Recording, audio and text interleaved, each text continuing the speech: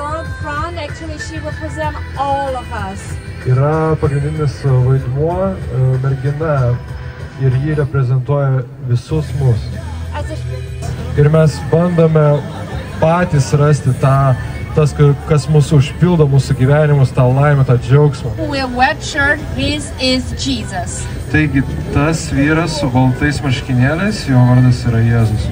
So that is the unconditional love he presents for all of a human being. Ir ta širdis reprezentuoja tą besąlyginę meilę, kuri jis davė visai žmonijai.